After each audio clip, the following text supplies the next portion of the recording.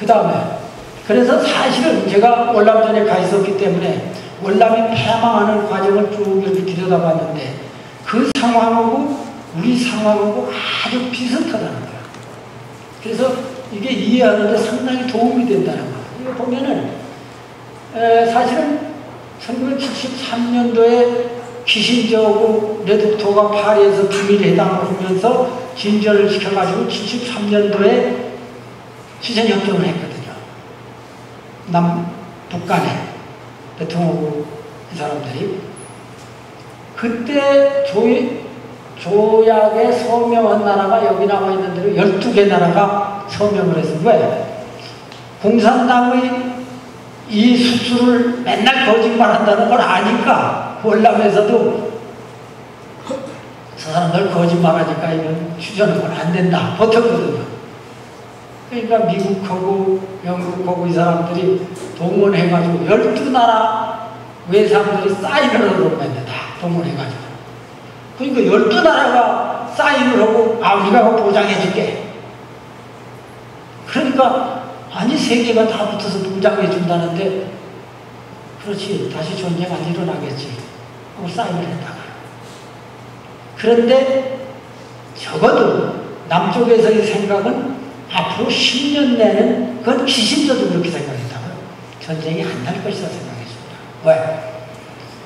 미국이 북쪽까지 직접 병력을 투입하진 않았지만은 엄청난 항공 폭격을 했다고요. 우리 잘 아는 대로. 그래서 북쪽을 다 거의 초토화시키라고 했어요. 근데 그 사람들도 지금 북한이 하는 것처럼 상당 부분을 땅속에다 놔놓고 있었거든. 그러니까 저렇게 다 산업시설이 초토화되고 다 망가졌으니까 그거 복구하려면 10년 걸릴 거다. 이렇게 생각했는데 딱 2년 만에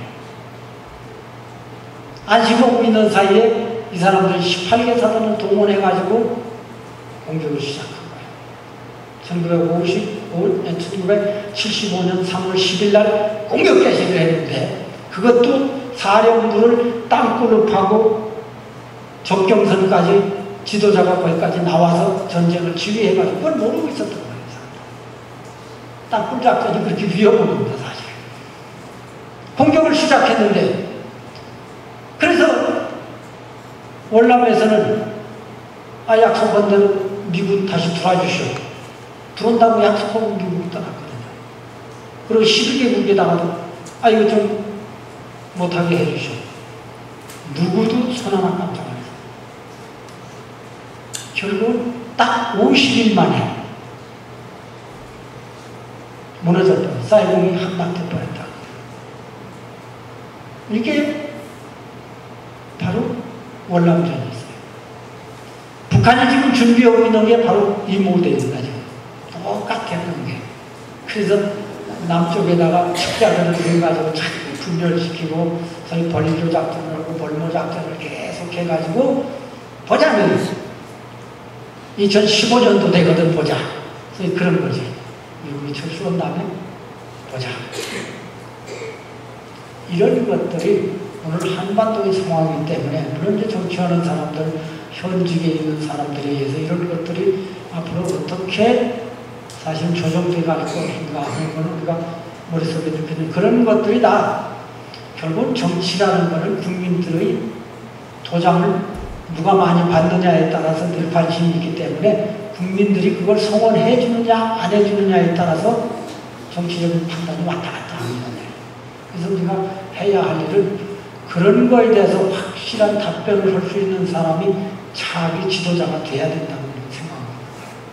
근데 많은 사람들이 그런 걸 모르기 때문에 그저 강령한 거 보고 지난번에 뭐 조금 한 거 참고해서 그냥 해버리는데 굉장히 위험에 직면할 수 있다는 좀 상황은 그런 상황이에요. 그때도 이게 월남에 패망할 때 공산당원들이 남쪽에 한 5만 명 들어와가지고 날마다 데모했던 그 사람들. 그때도. 우리도 지금 김정은이가 취하고 있는 태도가 바로 그겁니다. 촛불 시위 같은 거 생각해보세요. 정말 여러분들 소고기 먹고 병하는 분들 있어요?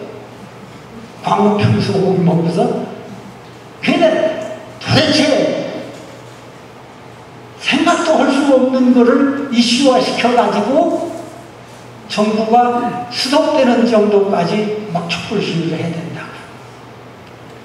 이게 바로 이 5만 명, 우리는 저보다 더 많죠 지금. 국회까지 들어갔으니까. 그러니까 이런 것들이 지금 우리 현실이라고 우리가 인식하고 어떻게 할 것인가. 쟤네들은 정말 무슨 생각을 가지고 있는가 원초적으로. 그것이 앞으로 어떻게 폭발해 나올 것인가 하는 점을 생각해 볼 필요가 있습니다. 단순히 뭐 지금 일어난 사건만 가지고 얘기하기 어렵죠. 그 다음에 뭐 있나? 그래서 공산화가 되고 보니까 우리 잘 아는 대로 하루 반 만에 26만 명이 처형됐습니다. 데모하던 사람들입니다. 대부분. 그거는 정말로 공산당이 좋아서 데모온 사람들도 있고 우리 다 아는 대로 그렇지 않은 사람 진짜로 민주화를 촉구하면서 데모온 사람들도 있지만은 내가 민주주의에서 데모하는 녀석들은 공산주의가 돼도 골치 아픈 놈들이라는 거야. 공산당은 그렇게 생각합니다. 그러니까 몽땅 끌어다가 다 죽여버리는 것이죠. 그리고 이 정신을 바꿔야 되잖아요. 민주주의 정신을 공산주의 정신을 바꿔야 되잖아요. 그래서 전부 재교육시켰는데 45만 명을 종교개혁을 끌어갔어요. 근데 사실은 저기 가서 정신 바꿔가지고 나온 사람이 있다는 통계는 없습니다. 거기다 죽었다는 얘기예요. 어떤 형태를 됐든지. 그래서 이 사람들이 하다 안 되니까 이제 살아봐야겠다 하는 사람들은 바다로 뛰어든 거예요. 그게 우리 보트피플이라는 거잖아요. 106만 명이나 이게 말이 쉬워서 106만 명이지 생각해보세요. 106만 명이 그 조그만 보트를 타고서 바다로 뛰어 그 11만 명이 죽었잖아요. 빠져 죽고 그런 상황이 되니까 해적들이 이 녀석들 피난 갈 때 어차피 금을 묻히 가지고 나왔을 거다. 해적들이 공격해야 되는 바람에.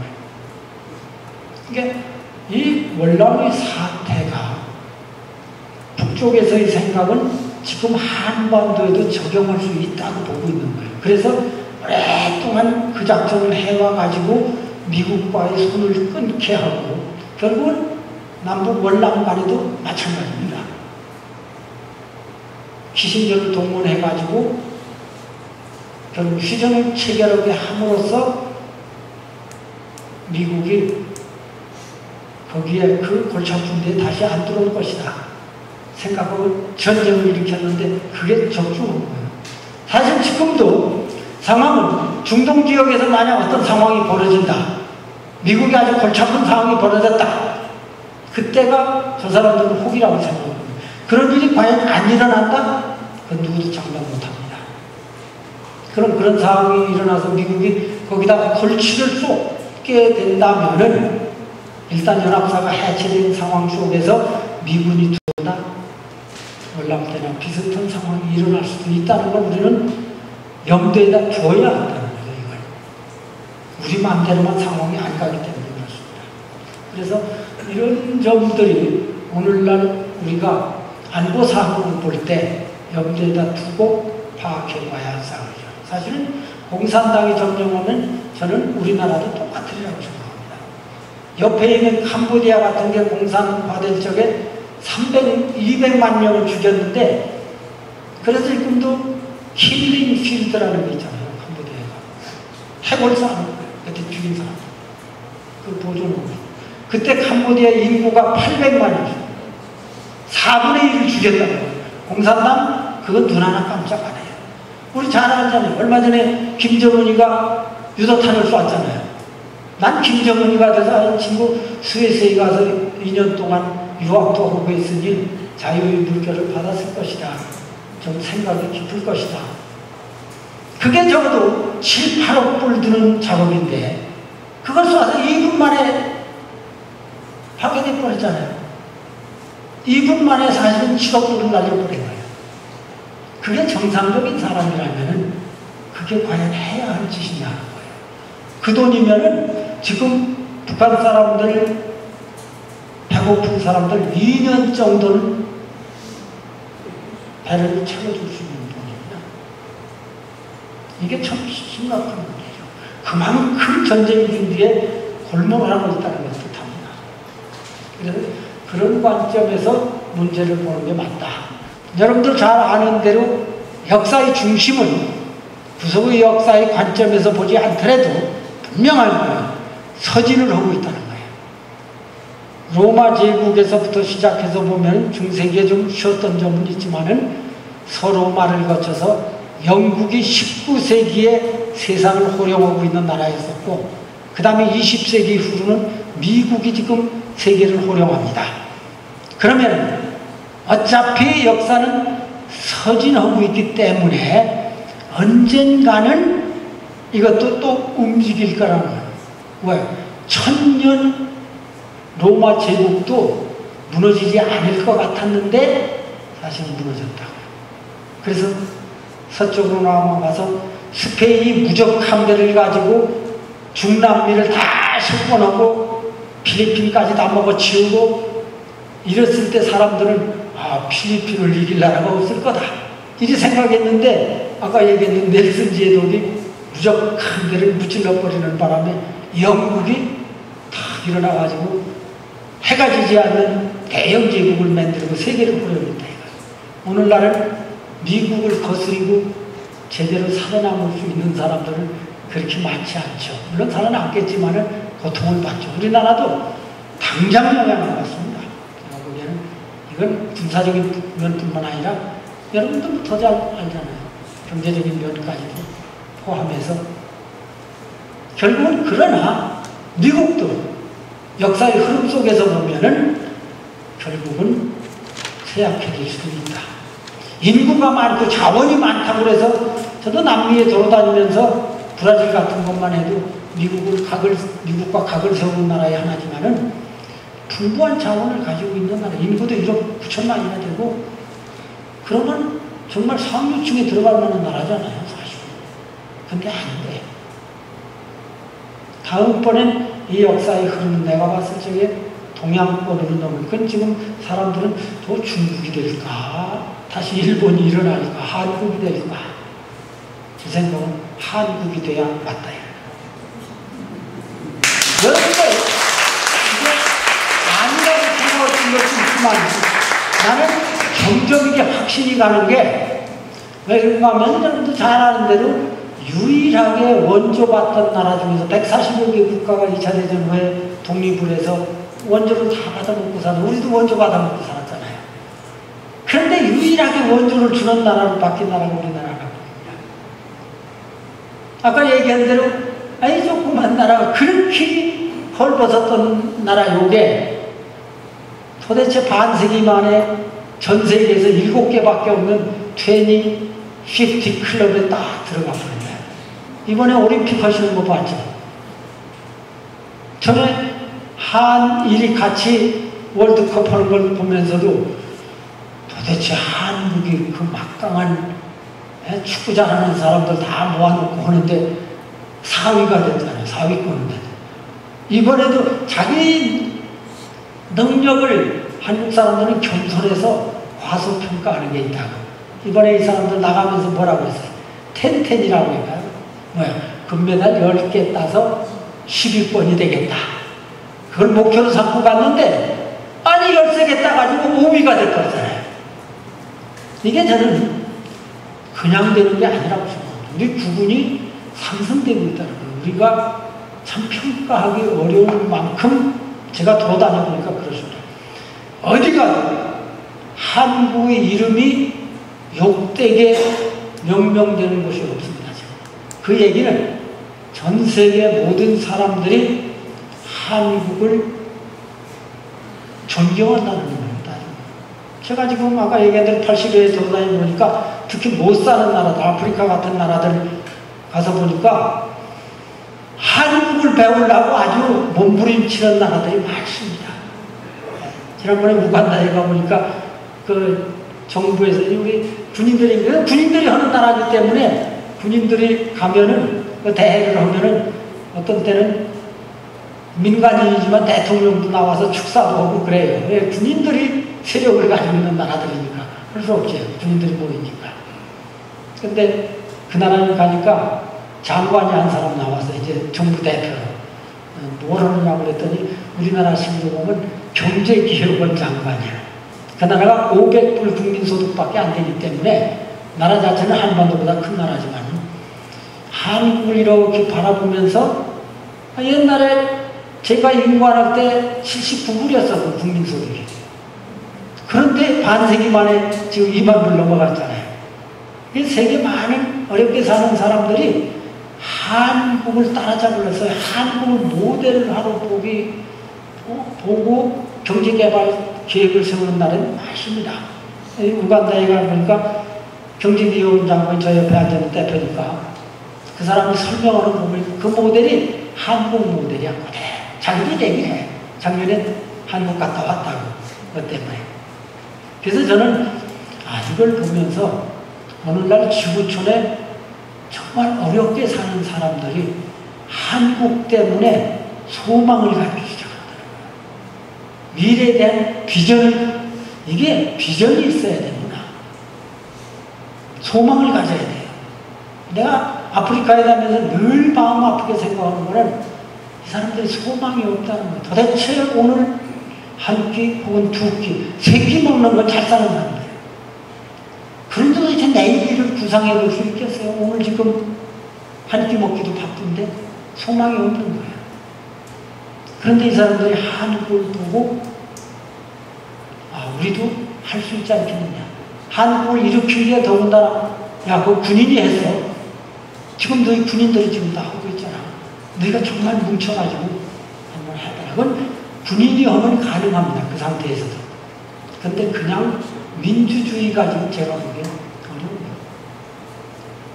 그래서 저희들이 매년 대략 10개 나라에서 20개 나라 정도의 그 어려운 나라의 군인들을 데려다가 우리가 우리 군인들이니까 훈련시키고 있어요. 우리나라 봐라. 이걸 봐라. 전쟁기념관에 가서 다 망가졌던 그때의 상황과 지금 서울 시내를 돌리면서 지금 이렇게 된 걸 너희들 똑똑히 봐라. 이게 50년 만이 됐다. 너희들 정말 한번 마음을 다잡아먹고 너희들이 지금 권력 쥐고 있잖아 이거야. 한다면 분명히 할 수 있다. 너희들은 지금 우리보다 자원이 더 많다. 머리가 나쁜가요? 그 사람들이? 우간다에 가보니까 우간다가 바로 케냐 옆이거든요. 지금 전 세계를 주무르고 있는 사람이 무슨 피를 받은 사람이에요? 케냐 피를 받은 사람입니다. 몰라요? 누가 지금 제일 영향력이 커요? 미국 대통령입니다. 아무리 뭐라고 해도. 근데 그 피가 어디서부터 왔어요? 그러니까 제가 보기에는 흑인의 피가 결코 떨어지지 않는다. 그 사람들도 지금 그걸 안한다. 지금 오바마 대통령이 되고 나서 이 사람들이 사기가 올라간 게 우리 머리 나쁘지 않다 이거야. 그게 다 같은 부족들이니까. 그러니까 우리도 해보자. 그래가지고 이 사람들 계획 세운 거 보니까 우리 같으면 5개년 계획, 10개년 계획 세우는데 이 친구들 40개년 계획을 세웠더라고요. 우간다가 지금 인구 성장률, 이게 우리나라에 인구가 잘 안 늘어나서 참 골치 아프거든요. 선진국들이 다 그것 때문에 골치 아프는데 제일 인구 증가 속도가 제일 빠르답니다. 50년도까지 가면 자기네들 인구가 1억 5천만이 되네. 지금 3,200만인데. 그래서 그 인구에 맞춰서 지금 개발 계획을 세운 거야. 그러니까 얼마나 이 사람들이 내가 그랬지. 너희 대통령도 지금 대통령이 그 나라 대통령이 일군 대장입니다. 그러니 너희 군대 가니까 대통령으로부터 정말 우리 박정희 대통령 사람 정말 나라를 위해서 목숨을 바칠 각오를 하고 한다면은 너희 사정들 기름진 땅에 제가 가보니까 자원도 우리보다 많고 그러니까 충분히 할 수 있다. 당신들 잘 생각해봐라. 제일 역적을 들 거는 밑에 뭐 도로 하나 조금 덜 되고 그게 문제 가지고 이 지휘 아래에 서는 사람들이 정말 나라를 살리겠다는 결심을 변치 않도록 어떻게 할 것인가 이걸 자꾸 토의해가면서 서로 격려해가면서 우리나라를 보고 우리나라가 그렇게 된 게 바로 박 대통령 때문에 사실은 기초를 잡은 거니까 잘 봐라. 그러더니 그 친구 한국에서 벌써 새마을 교육에 한국에 잔뜩 보내놨다는 거예요. 가서 배워오라고. 어쨌든 그래요. 후진국들이 저는 그래서 한국이 올라설 수 있는 게 바로 인류에게 소망을 주는 나라. 뭐요? 이게 역사를 중심에서 끄는 나라들 아니고 뭐 총칼 들고 가서 땅을 점령해서가 아니고 지금 물론 원조를 주죠. 사실 우리 믿는 사람들의 입장에서 보면 가장 큰 축복은 복음을 주는 거라고 생각하는 거예요. 그런데 지금 복음 사역에서 보면 우리나라가 미국 다음에 두 번째입니다. 인구 비율로 보면 우리가 1번이에요. 그렇다면 지금 일어나고 있는 이 모든 상황들 여러분들하고 다 설명을 기회는 없지만은 내가 얼마 전에 볼리비아에 갔었는데 거기서 남미대회가 있었기 때문에 근데 내가 가 있는 시간 동안에 볼리비아 대통령이 한국 갔어요. 왜 갔느냐? 볼리비아가 못 사는 나라긴 하지만은 왜 바다가 없어요. 볼리비아가 남미에서 유일하게 볼리비아하고 파라과이만 바다가 없어요. 바다가 없으면 지금 무역해 먹기가 어렵기 때문에 못 삽니다. 자원이 많다고 해도 팔아먹을 수가 없잖아요. 비행기로 날아가지고는 안 되니까. 그런데 그 나라에 뭐가 많은가? 리튬 광산이 세계에 있는 거예요. 리튬이 어디다 쓰는 건가? 배터리 원료입니다. 앞으로 석유가 고갈될 때 다음 에너지 자원이 뭐가 돼야 되는가? 물론 그것만이 아니지만 배터리가 굉장히 유효하다고 과학자들이 지금 연구를 하고 있는 거예요. 그런데 그 원료를 40 내지 50%를 볼리비아가 가지고 있는 거예요. 그러니까 이 사람이 일본, 프랑스, 미국을 포함해서 사람들이 와서 그걸 아니까 그걸 계약을 맺으라고 광산 개발에 대해서 많은 선진국들이 와서 그러는데 자기 나라가 이 스페인 강국한테 물려가지고 수백 년 동안 고생을 했는데 이 사람이 원주민으로서 첫 대통령인 거예요. 남미에서. 우리는 소위 침략하는 사람들은 않겠다. 선진국이 침략하는 사람들이 어디 있어요? 근데 우리나라는 침략 당한 나라 아니에요. 근데 지금 기술이 많이 올라가 있잖아요. 그 사람 와가지고 제일 놀라운 게 뭔가 하면은 공항에서부터 서울까지 들어가는데 도로가 그냥 쫙 뚫려버렸잖아요. 그리고 다리들이 많이 말리잖아요. 그 원래 볼리비아 이게 안데스 산맥 속에 있는 나라죠. 그래도 중광산이 많은데 이걸 다 도로를 놓고 굴을 파가지고 도로를 연결하고 이 작업이 많이 필요한 나라예요, 사실. 근데 한국에 와서 물론 자기 사전에 다 보내가지고 정착을 했겠죠. 이 얘기가 바로 그거라고. 한국이 참 한국다리도 많이 말고 그렇잖아요. 한국하고 손잡는 게 좋겠다. 이 사람들은 식민지 정책을 틀림없이 안 쓸 테니까 자기들은 비슷하니까 그래가지고 와서 대통령하고 MOU를 맺고 갔다고. 그것이 앞으로 성과를 나타낼는지 안 나타낼는지 잘 모르지만 저는 그런 것들이 일어나는 걸 보면서 한국이 하늘이 우리를 돕고 있구나. 그래서 여러분들은 참 너무 안보에 대해서 깊은 관심을 가지고 있고 그러시기 때문에 좀 쓸데없는 얘기도 많이 드리긴 했습니다만 결론적으로 얘기하면 그렇습니다. 저는 지금 어느 사업과 연관해서 보면 동서고금을 막론하고 하늘의 뜻을 위반하고서 자유를 나라는 없습니다. 그래서 동양 사상에서 여러분들 옛날에 이제 한국 배우셨으니까 저보다 잘 알지만 명심보감에 분명히 지적하고 있는 거는 순천자는 존하고 살아남고 역천자는 망한다. 이게 사실 동양 사상의 주류입니다. 하늘의 뜻을 잘 받을 수 있어야 된다. 이걸 거역하고는 개인도 그렇고 국가도 그렇고 살아남지 못한다는 겁니다. 생각해 보세요. 영국이나 미국의 국가 운영체계가 최초에 뭐였었는가? 어떤 사람들이 그 나라를 세웠는가? 무슨 정신 기조 위에서 그 나라가 세워졌는가? 뻔히 아는 사실입니다.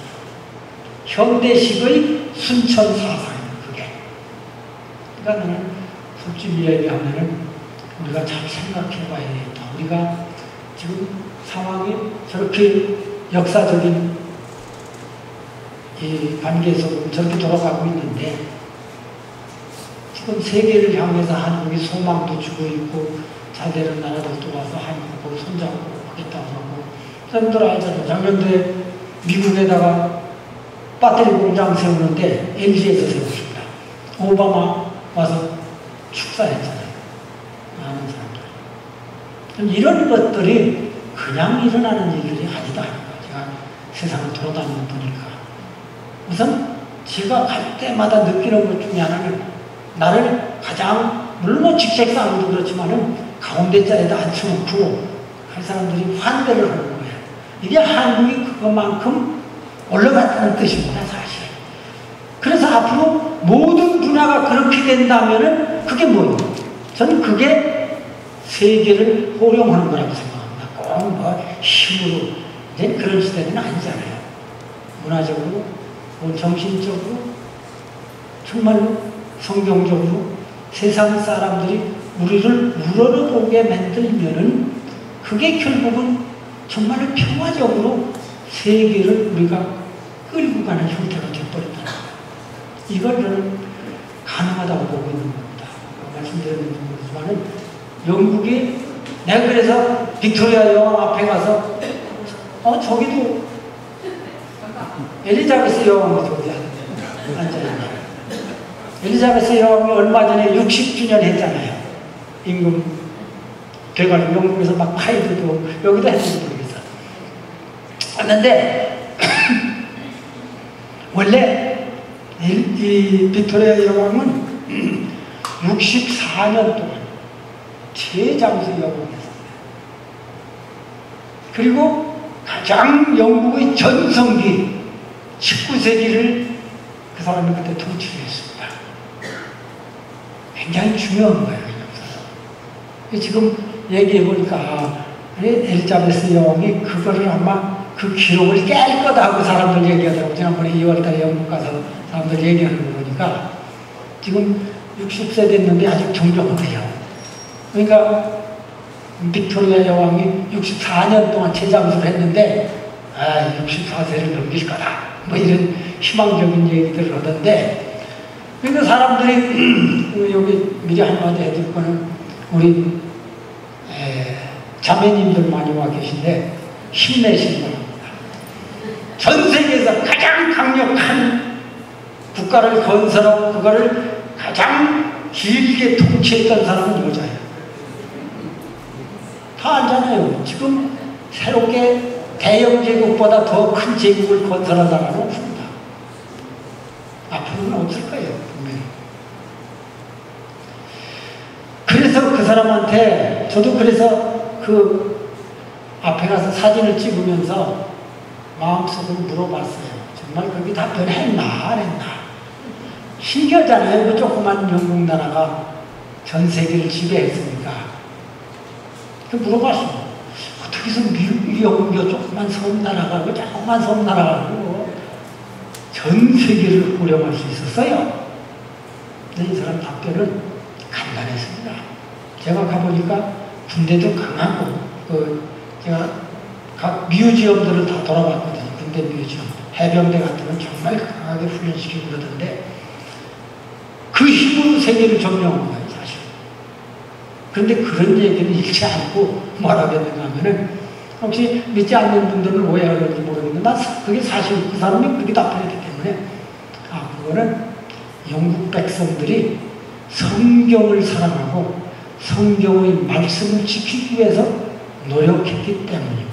그래서 그게 동양식으로 얘기하면 순천사상을 가지고 갔기 때문에 그렇습니다. 이런 얘기입니다. 사실.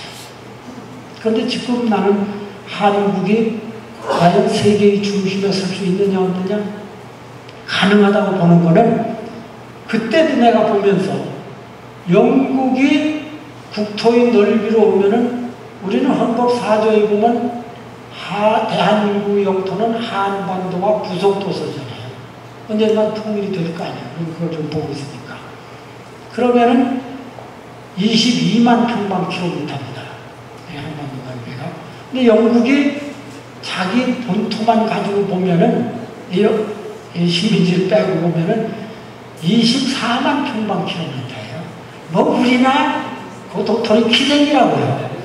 근데 우리가 적다고 그걸 못 해낼 이유가 뭐예요? 지금 인구로 보면 인구는 중요한 국력의 요소니까 영국이 6,500만 됩니다. 근데 우리가 한반도를 이제 대한민국 영토로 본다. 그런 개념으로 우리는 지금 가고 있는 거 아니에요. 통일된다는 개념 속에서 가니까. 그렇게 되면 지금 한반도 내만 해도 디아스포라를 빼고서도 7,400만이에요. 영국보다 인구가 크다는 얘기예요. 저는 그런 걸 보면서 왜 한국이 앞으로 역사의 주인이 될 수 없다고 생각하는가. 이건 너무 부정적인 시각이라고 합니다. 물론 지금 넘어야 할, 지금 안전 문제를 우리가 다뤘지만은 이런 것들을 어떤 형태로든지 넘어가면 저건 역천사상을 가지고 북은 지금 갖고 있는 거예요. 누가 봐도 저건 역천사상입니다. 내가 기독교 믿어서 가지고 그거는 언제든지 소멸되게 돼 있는 게 역사의 흐름이거든요. 그렇게 된다면은 그 다음에 땅덩어리 크기를 봐도 영국보다 뭐 거기가 거기고 인구로 보면 오히려 많고 벌써 우리도 G50 클럽에 들어갔고 뭐 할 때마다 보면 자꾸 올라가고 있고 이게 G20 의장국이 된다는 게 보통이에요. 솔직히 얘기하면 옛날에 꿈도 못 꾸는데 제가 핵안보에 여러 것도 가만히 이렇게 보고 있으면 그게 참 꿈 같은 얘기예요. 솔직히 얘기하면. 근데 그게 돼가는 걸 보면서 우리가 갈 수 있겠다. 이대로만 간다면. 지금 경제위기로 전 세계가 몸살을 앓고 있는데 그 중에서 한국이 그래도 그걸 잘 버텨나가는 나라입니다. 사실 뭐 불편한 거 많이 있긴 있지만은 실제로 그렇다고요. 그래서 일단 결론적으로 해야 되면 그렇습니다. 전쟁은 있다고 봐야 됩니다. 인류 역사가 그걸 얘기하고 있고 우리나라 사정만 가지고 봐도 저 사람들이 그렇게 생각하고 전쟁은 있다. 그걸 놓고 대비를 해야 돼요. 서양 격언대로 한다면 진정 평화를 원한다면 전쟁을 준비해라.